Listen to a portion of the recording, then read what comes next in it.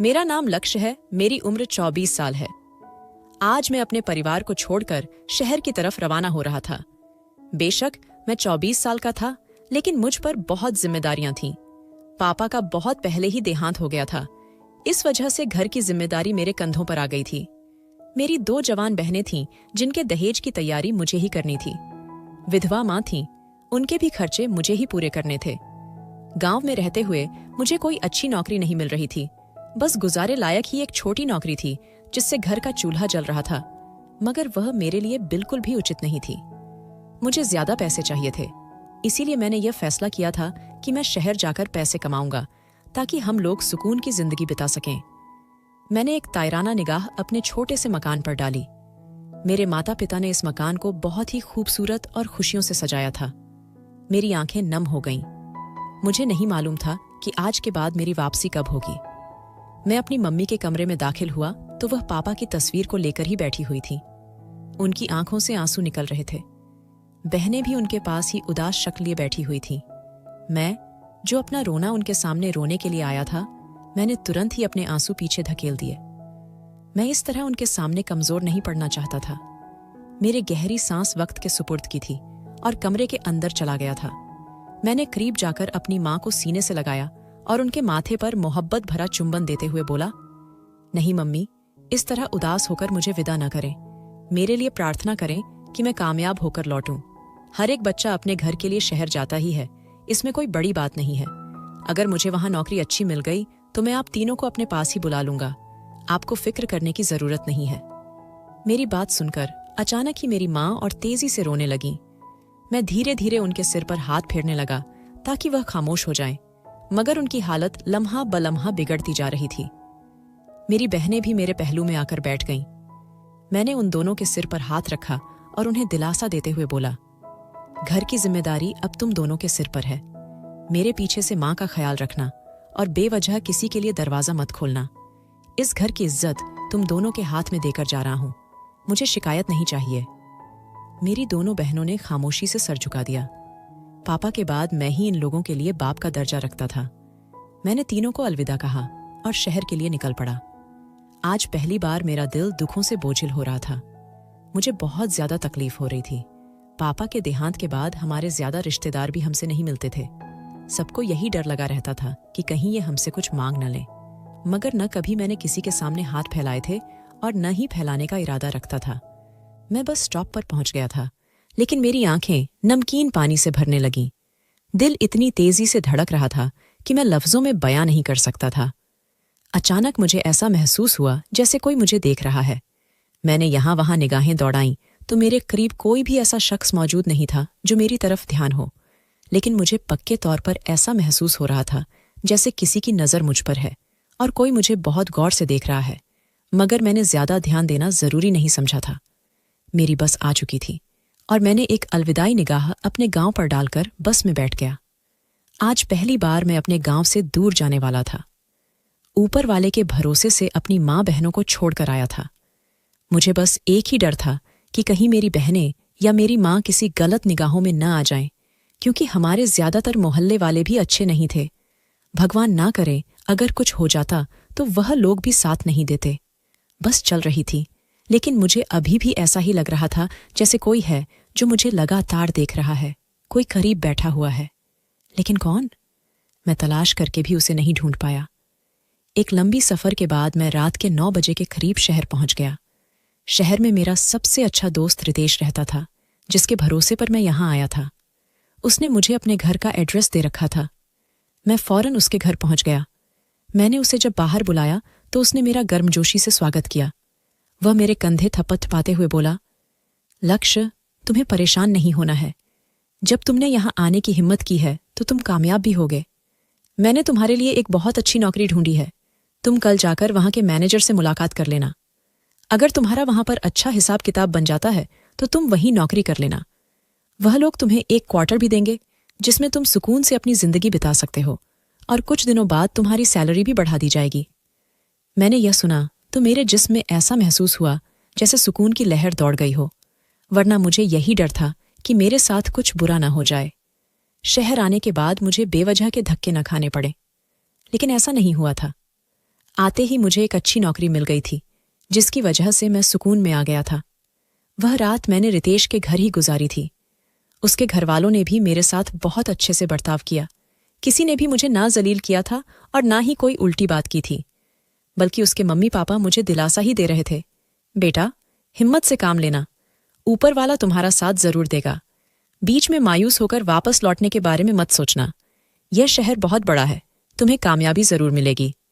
Aunty की बातें सुनकर मुझे वाकई काफी हौसला मिला और मैंने ऊपर वाले का शुक्र अदा किया कि मुझे इतना अच्छा दोस्त मिला जिसने मेरे खातिर इतनी मेहनत की। रात कतरा कतरा करके पिघलती चली गई। मैंने अपने गांव में सूचना पहुंचा दी थी कि मैं यहां अच्छे से पहुंच गया हूं और मुझे नौकरी भी मिल चुकी है। अगली सुबह की किरण मेरे लिए नई उम्मीदों के साथ रोशन हुई। सुबह सवेरे ही रितेश भी जाग गया था और नाश्ते के बाद खुद वह मुझे मेरी नौकरी वाली जगह लेकर गया। उसने मेरे लिए अपने काम से छुट्टी ली थी। हालांकि उसके छुट्टी करने पर पैसे भी कटते थे, मगर उसने यही कहकर डाल दिया, तुझसे बढ़कर कुछ नहीं है। मैंने एक बार फिर उसका शुक्रिया अदा किया। एक लंबी दूरी तय करके हम दोनों एक फैक्ट्री पहुंच गए। वहां जाते ही उसने न जाने किस शख्स का नाम लिया कि वह फौरन ही मैनेजर को लेकर हमारे पास आ गया। रितेश ही उससे सारी बातचीत कर रहा था, जबकि मैं यहां वहां देखकर सब चीजों का जायजा ले रहा था। वह एक पैकिंग करने वाली कंपनी थी जहां पर बिस्किट पैक किए जा रहे थे। उन लोगों ने मुझे 25,000 की सैलरी पर रख लिया। यह भी मेरे लिए बहुत ज्यादा थे, क्योंकि गांव में मुझे सिर्फ 10,000 की तनख्वाह पर रखा गया था। मगर अब मैंने भगवान का शुक्रिया अदा किया कि यह तो मेरे पैसों से बहुत ज्यादा है। लोगों ने ही मुझे एक क्वार्टर भी दे रखा था, जिसके अंदर मैं सुकून से रह सकता था। वहां पर खाने का सामान भी मौजूद था और पानी वगैरह भी अच्छा था। मेरे साथ रूम में कोई नहीं था, वह एक एक कमरे वाला ही क्वार्टर था। मैंने एक बार फिर शुक्र का सांस छोड़ा, क्योंकि मुझे ज्यादा लोगों में रहना पसंद नहीं था। रितेश मुझे वहां छोड़कर जा चुका था और कहा था कि वह संडे को मुझसे मिलने के लिए आएगा। मैंने भी हाँ में सिर हिला दिया था। दिन ऐसे ही गुजर चुका था और अगले दिन मैं अपने काम पर पहुंच गया। मैनेजर सर बहुत अच्छे थे, उन्होंने मेरी बहुत मदद की। सारे काम उन्होंने ही मुझे समझाया और मुझसे वादा भी किया कि अगर मैं ईमानदारी से और अच्छा काम करता रहूं तो मेरी सैलरी और बढ़ा दी जाएगी। मेरी तो आंखें फटी की फटी रह गई थीं। मैं हैरान होकर उन्हें देखने लगा कि क्या वाकई वह लोग मेरी सैलरी और बढ़ा देंगे। जब उस मैनेजर ने फौरन कहा कि हाँ, तुम परेशान मत हो, बस काम ईमानदारी से और अच्छा करो, तुम्हें पैसा ज्यादा ही मिलेगा। मैंने फौरन ही दिल लगाकर मेहनत करना शुरू कर दिया। मुझे गांव से शहर आए हुए अब एक हफ्ते का समय बीत चुका था, लेकिन इस एक हफ्ते के दौरान भी मुझे वही नजरें अपने वजूद पर महसूस होती रहीं जो मुझे बस में इस जॉब पर आते वक्त महसूस हुई थीं। आज जब मैं कैंटीन में दोपहर का खाना खाने के लिए बैठा तो अचानक ही मुझे एक अच्छी सी ट्रे सजाकर दी गई। मैंने वजह पूछी तो कहने लगे कि आज स्टाफ के अच्छे मेंबर्स को पार्टी दी गई है। मैं हैरान हो गया कि ऐसा कैसे हो सकता है, क्योंकि पास बैठे किसी भी शख्स को इस तरह की ट्रे नहीं दी गई थी। मैं फौरन अपनी जगह से खड़ा हुआ और उस वेटर को देखते हुए बोला, देखो भाई, अगर इसके पैसे तुम मुझसे लोगे तो मैं नहीं दे सकता।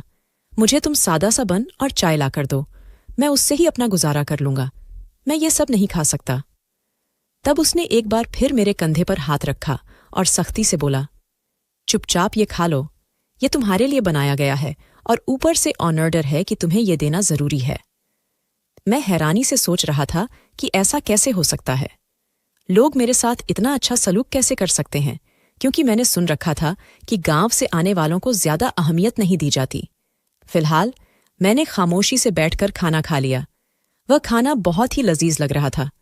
मैंने हर चीज ट्राई की। इतने दिनों बाद मैंने पेट भरकर खाना खाया, वरना यहां आने के बाद तो मैं हर वक्त पैसे ही बचाता रहता था। समय की रफ्तार न कभी रुकी है और न ही कभी रुक सकती है। वह अपनी डगर पर ही दौड़ती जा रही थी, लेकिन मैं नहीं जानता था कि समय गुजरने के साथ मेरी जिंदगी में किस तरह के बदलाव आने वाले हैं। आज संडे था। मेरे दोस्त रितेश से मिलने का दिन था। हम दोनों का इरादा कहीं बाहर जाने का था। उसने मुझसे वादा किया था कि वह मुझे शहर घुमाएगा और मैं भी देखना चाहता था कि शहर की रौनकें कैसी होती हैं। मैं और वह एक पार्क में मिलने वाले थे। मैं अपनी कंपनी के करीबी पार्क पहुंच गया था, जब अचानक मेरी नजर एक बूढ़ी औरत पर पड़ी जो जमीन पर बैठी न जाने क्या घूर रही थी। मैं एक लम्हे के लिए परेशान हो गया था। मैं कदम ब कदम चलता हुआ उस बूढ़ी अम्मा के पास गया था और उन्हें देखते हुए बोला था, अम्मा, सब ठीक है? मदद की जरूरत तो नहीं? उन्होंने एक नजर मेरे वजूद पर डाली और एक अजीब सी मुस्कान मुझे दी, फिर सिर नामे हिलाकर वहां से चली गईं। ये मेरे लिए बहुत ही अजीब था। उस औरत की मुस्कान न जाने क्यों मुझे खतरे की निशानी महसूस हुई, लेकिन मैं चुप रहा। मैं वापस बेंच पर आकर बैठ गया और अपने दोस्त का इंतजार करने लगा, लेकिन बार बार मेरी नजर उसी जगह पर जा रही थी जहां वह बूढ़ी औरत बैठी हुई थी। मेरे दिल में अचानक ही एक अजीब सा डर पैदा हो गया था। गांव में इन सभी चीजों को बहुत ज्यादा अहमियत दी जाती है। छोटी छोटी बातों को ही बढ़ा चढ़ाकर सोचा जाता है। यही वजह थी कि मेरा दिमाग भी खराब होना शुरू हो गया था। लेकिन मैं साथ में प्रार्थना भी कर रहा था कि हे भगवान, मुझे अपनी हिफाजत में रखना, क्योंकि मेरी माँ बहनों का मेरे अलावा और कोई सहारा नहीं है। थोड़ी देर बाद ही मुझे सामने से रितेश आता हुआ नजर आ गया। उसने आज ब्लैक पैंट और ब्लैक ही शर्ट पहनी हुई थी, जबकि मैं भी अच्छी ड्रेसिंग करके आया था। वह जैसे ही मेरे करीब आया तो मैंने उसे गले से लगाया और उसे देखकर दिल खुश कर देने वाले अंदाज में बोला, तुम्हारी वजह से आज मैं इस पोजीशन पर पहुंचा हूं, वरना मुझे कभी भी इतनी अच्छी नौकरी नहीं मिलती। रितेश, मैं तुम्हारा जितना शुक्रिया अदा करूं उतना कम है। मैं और कुछ कहता उससे पहले ही उसने मेरे कंधे पर हाथ रखा और मेरा कंधा थपथपाते हुए बोला, इसमें मेरा कोई कमाल नहीं है। ये तुम्हारा नसीब है जो तुम्हें इतनी अच्छी नौकरी मिल गई। बस तुम वहां पर दिल लगाकर मेहनत करो, वे लोग तुम्हारी सैलरी भी बढ़ा देंगे। मेरी मैनेजर से बात हुई थी। मैं तुरंत ही खुश हो गया और उसकी तरफ देखते हुए सवालिया लहजे में बोला, वैसे रितेश, तुमसे एक बात पूछूं? मेरे सवाल पर उसने हाँ में सिर हिलाया तो मैं उसे देखते हुए बोला, यार, मुझे एक बात समझ नहीं आती, तुम्हें इतनी अच्छी नौकरी कैसे मिल गई? अगर तुम्हें इतनी अच्छी नौकरी मिल ही रही थी तो तुमने इस नौकरी से फायदा क्यों नहीं उठाया? तुमने मुझे यह नौकरी क्यों दे दी? मेरे सवाल पर उसने एक मुस्कुराती नजर मेरे वजूद पर डाली और सिर नामे हिलाते हुए बोला, जो जिसका नसीब होता है उसे ही मिलता है। ये नौकरी मेरे नसीब में नहीं थी, बल्कि तुम्हारे नसीब में थी। भगवान करे तुम्हें इससे और ज्यादा दे। बस यह समझ लो कि यह तुम्हारी सबसे बड़ी लॉटरी है। बस इस पर ही काम करते रहो, तुम्हें कुछ ना कुछ जरूर मिलेगा। वह बहुत ही अजीब अंदाज में बोला। न जाने क्यों मुझे उसके पास से एक अजीब सी घबराहट महसूस हुई। मैंने फिलहाल अपना सिर झटक दिया और उसके साथ खाना खाने के लिए होटल की तरफ रवाना हो गया। मैं अब उसके घर वालों के बारे में पूछ रहा था, जबकि वह हाँ हूं में जवाब देकर मेरे तमाम सवालों का जवाब दे रहा था। न जाने क्यों मुझे ऐसा महसूस हुआ जैसे रितेश को मेरे सवाल करना अच्छे नहीं लग रहे। इसी वजह से मैं चुप हो गया। थोड़ी देर बाद वह मुझे देखते हुए बोला, वैसे एक बात पूछूं? मैंने सिर को हिला दिया। वह मेरी तरफ देखते हुए बोला, कभी तुमने किसी लड़की को पसंद किया है? मैंने हैरान होकर उसकी तरफ देखा और सिर ना में हिला दिया।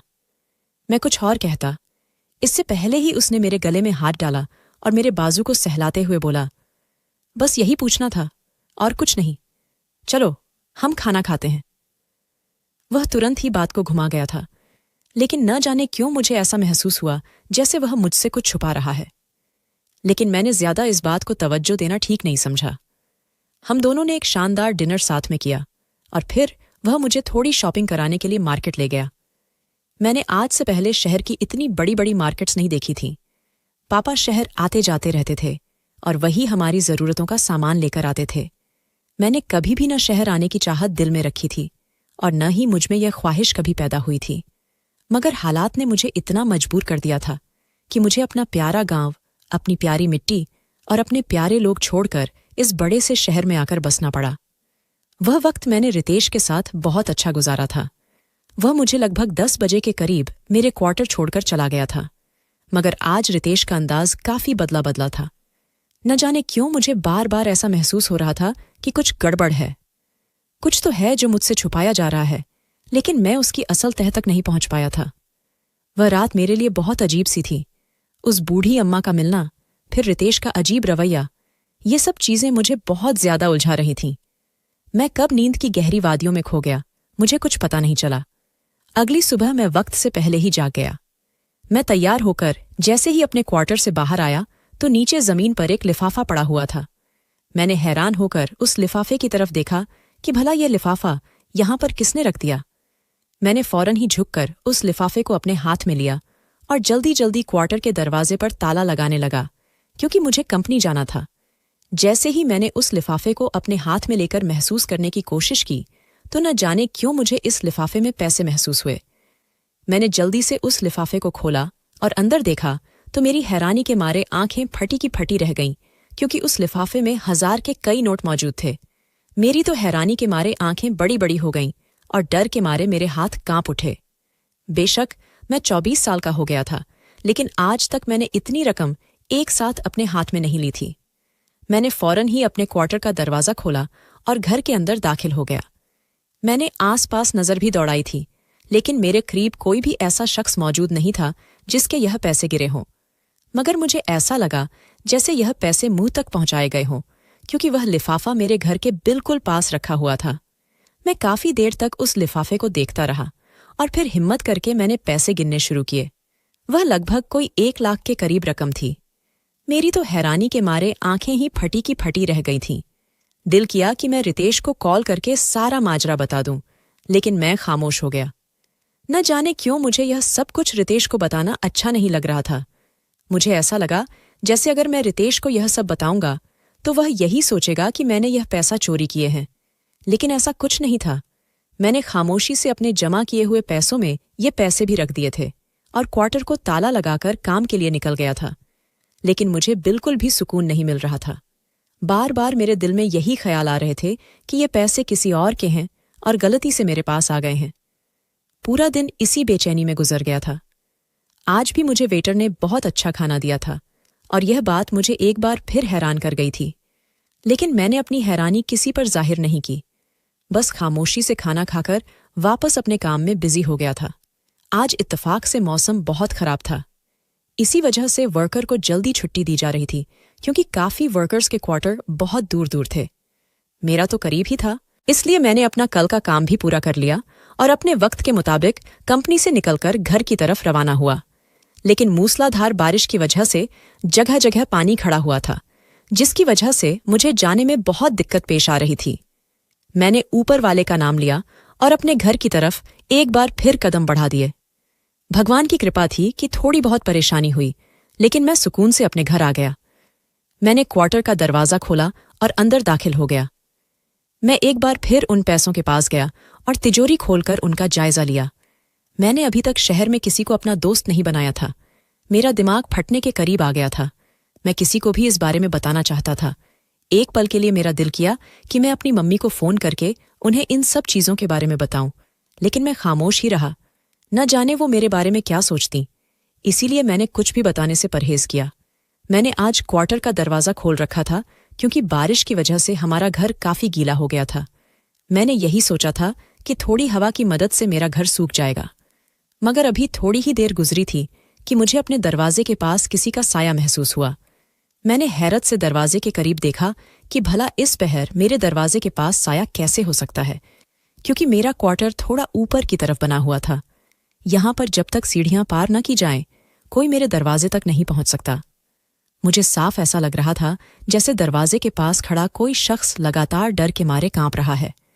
मैं किसी एहसास के तहत दरवाजे के पास आ गया और जब मेरी निगाह सामने पड़ी तो चंद पल के लिए मैं अपनी जगह पर सख्त हो गया। मैं फटी फटी निगाहों से सामने खड़े वजूद को देख रहा था, क्योंकि वह वजूद किसी मर्द का नहीं बल्कि किसी औरत का था। उसके कपड़े भीग चुके थे और शरीर से चिपक गए थे। वह बुरी तरह से कांप रही थी। उसकी आंखें सड़क की तरफ थीं। मैं उसकी तरफ देखते हुए सवालिया लहजे में बोला, क्या हुआ? सब ठीक तो है ना? आप ठीक तो हैं? मेरे सवाल पर उस औरत ने फौरन मेरी तरफ देखा और मैं सन्नाटे की जद में आ चुका था। वह कोई औरत नहीं बल्कि कोई 20-22 साल की बेहद खूबसूरत जवान लड़की थी। वह देखने में इतनी सुंदर थी कि ऐसा लगता था जैसे वह कोई परी हो। मैं उसकी तरफ देखते हुए फौरन बोला, क्या हुआ? आप पानी में फंस गई हैं या फिर कोई और बात है? वह मुझे देखते हुए अचानक मेरे आगे हाथ जोड़ते हुए बोली, भगवान के लिए मेरी मदद कीजिए। मैं बहुत ज्यादा परेशान हूं। मैं अपने ऑफिस से घर जा रही थी, लेकिन रास्ते में कुछ गुंडे मेरे पीछे पड़ गए हैं और वो लोग मेरी इज्जत लूटना चाहते हैं। मैं बहुत ज्यादा डर चुकी हूं। मेरा घर भी बहुत दूर है। क्या मैं आपके क्वार्टर के अंदर आ सकती हूं? वह इतने रुंधे हुए अंदाज में बोली कि चंद पल के लिए मैं परेशान हो गया कि क्या मुझे इस औरत को अपने घर में पनाह देनी चाहिए या फिर उसे मना कर देना चाहिए। लेकिन मेरी इंसानियत हर चीज पर भारी पड़ गई थी और मैंने फौरन ही अपने घर के दरवाजे उस लड़की के लिए खोल दिए। उसे देखते हुए मैंने कहा, आपको परेशान होने की जरूरत नहीं है। आप जितनी देर तक मेरे घर में रहना चाहे रह सकती है। आइए अंदर। यह कहते ही मैंने उसे अपने घर के अंदर आने की जगह दे दी थी, जबकि वह फौरन ही घर के अंदर आ गई थी। मैंने जल्दी से उसे टॉवल दिया तो वह अपने बाल सुखाने लगी। मैं उसे देखते हुए बोला, लेकिन आप इतनी रात को ऑफिस से क्यों निकली? आपको पता होना चाहिए कि मौसम कितना खराब हो रहा है। वह मुझे देखते हुए बोली, जी बस यही गलती हो गई। आज काम काफी ज्यादा था, इसलिए मुझे देर रात तक रुकना पड़ा। लेकिन मुझे नहीं पता था कि कुछ बदतमीज लड़के मेरी ताक में बैठे हैं कि जैसे ही मैं बाहर आऊंगी वे हैवानियत दिखाने के लिए मुझ पर टूट पड़ेंगे। मैंने बड़ी मुश्किल से अपनी इज्जत बचाई है। बस आज की रात आपके क्वार्टर में रुक जाऊंगी और फिर सुबह चली जाऊंगी। मैं आपको इस चीज का मुआवजा देने के लिए भी तैयार हूं। मैंने फौरन कहा, नहीं, मैं इतना बेशर्म इंसान नहीं हूं कि किसी लड़की की मदद करने का मुआवजा लूं। आप मेरे कमरे में सो सकती हैं। मैं यहां दरवाजे के पास सो जाऊंगा। मेरा क्वार्टर ज्यादा बड़ा नहीं था। एक छोटा सा कमरा था जिसमें मैं रहा करता था, और फिर वहीं पर एक छोटा सा किचन बना हुआ था जिसमें मैं अपने लिए खाना वगैरह तैयार कर लिया करता था। वह लड़की फौरन बोली, नहीं नहीं, आप अपने कमरे के अंदर ही आराम करें। मैं आपको बिल्कुल परेशान नहीं करूंगी। मैं यहां सो जाऊंगी। मगर मुझे यह सब मंजूर नहीं था। मेरी अपनी भी 2 बहनें थीं जो मेरे लिए जान से ज्यादा प्यारी थीं। अगर आज मैं किसी बहन बेटी की मदद करता तो कल को यह वक्त अगर मुझ पर भगवान न करे आ जाता तो ऊपर वाले की मदद से मेरी बहनों की भी मदद होती। यही सब सोचकर मैंने उस लड़की को बहुत बोल करके अपने कमरे में भेज दिया और सोफे पर बैठकर उस लड़की के बारे में सोचने लगा। मुझे आज बेइंतहा अफसोस हो रहा था कि मर्द कितनी जालिम चीज है। अगर इंसानियत दिखाने पर आए तो सब कुछ फना कर सकता है, और जब हैवानियत दिखाने पर आए तो एक लड़की को नोच खसोट कर उसकी जिंदगी को तबाह कर सकता है। एक मैं मर्द था और एक वे मर्द थे। मैं अजीब सा आश्वस्त करने लगा और फिर अपना सर झटक कर सोफे पर लेट गया। अब मेरी सोचों का केंद्र वह 1 लाख रुपए थे जो मेरे पास सुबह सवेरे आए थे।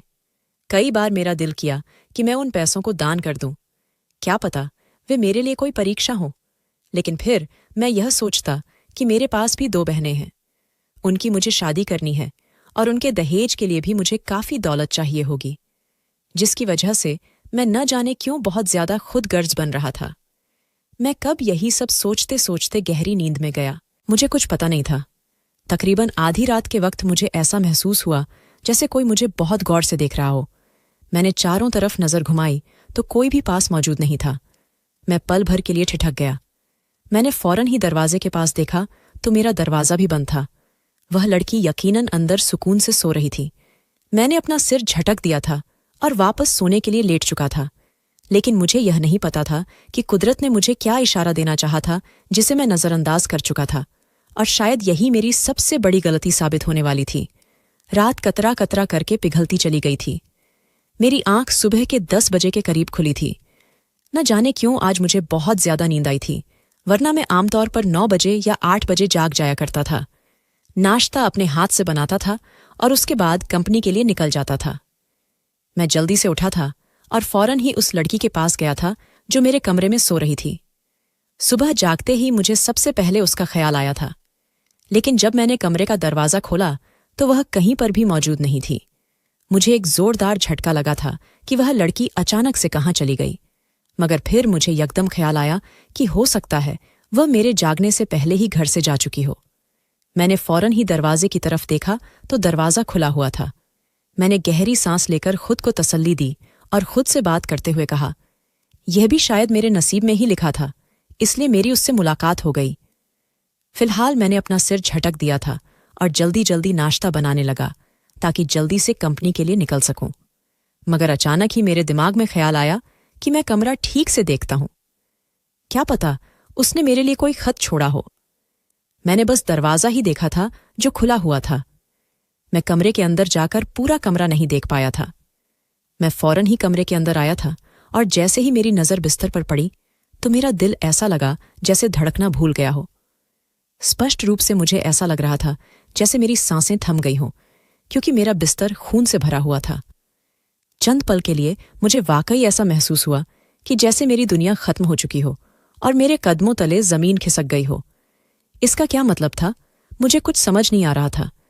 मैंने फौरन गहरी सांस लेकर खुद को संभालने की कोशिश की और अपने आप पर काबू पाया, क्योंकि अगर मैं ज्यादा परेशान हो जाता तो सिवाय नुकसान उठाने के और मैं कुछ नहीं कर पाता। मैंने जल्दी से वह चादर समेटा था और उसे कूड़ेदान में फेंक दिया था। मेरा दिमाग बिल्कुल बंद होने के करीब आ गया था। यह सब क्या मामला था? मेरी समझ से सब कुछ बाहर था। मेरे हाथ पांव कांपने लगे थे।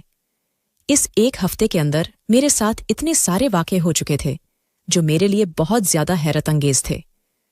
मैं फौरन ही घर से बाहर निकल आया था और गहरी गहरी सांस लेने लगा था। मैं अभी आगे बढ़ ही रहा था कि इससे पहले एक पुलिस की गाड़ी मेरे घर के दरवाजे पर रुकी थी।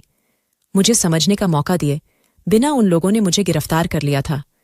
मैं कुछ कहता इससे पहले उन्होंने मुझे देखते हुए कहा था, आप पर हत्या का इल्जाम लगाया गया है कि आपने एक बच्ची का कत्ल किया है। मैं हैरान था कि यह सब हुआ कब।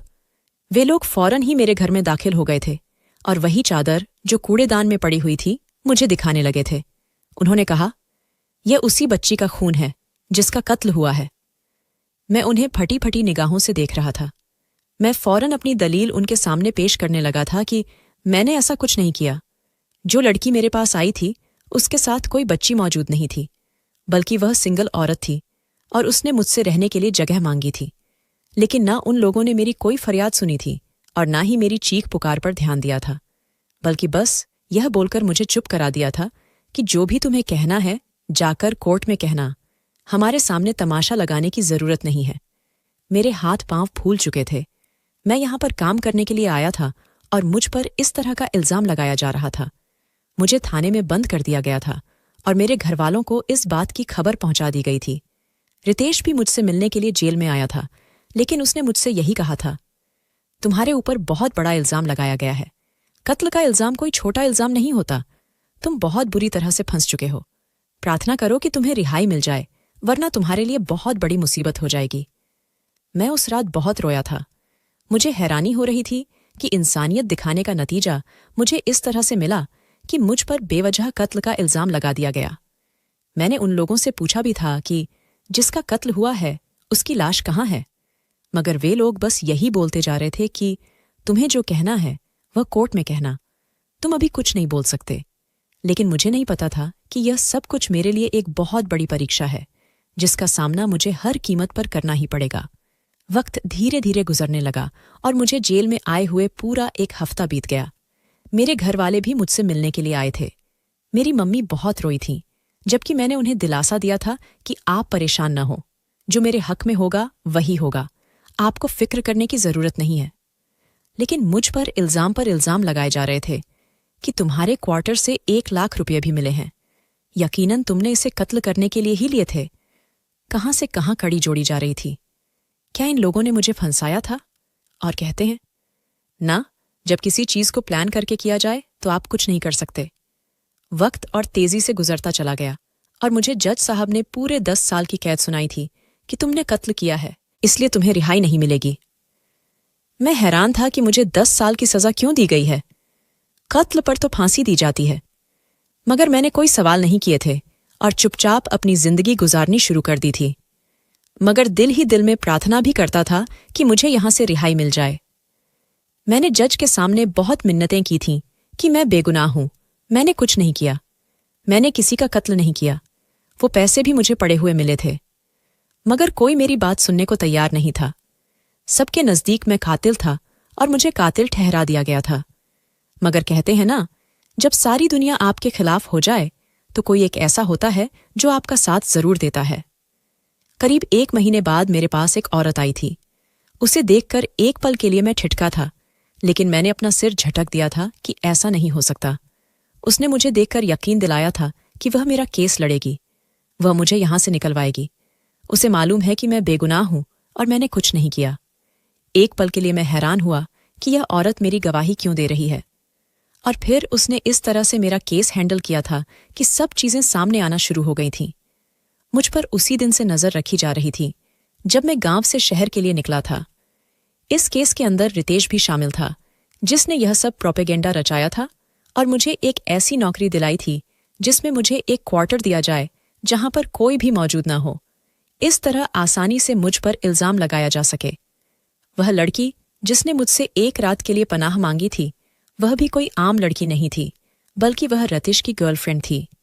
वे दोनों एक दूसरे से प्यार करते थे और उन्हें जायदाद की बहुत जरूरत थी।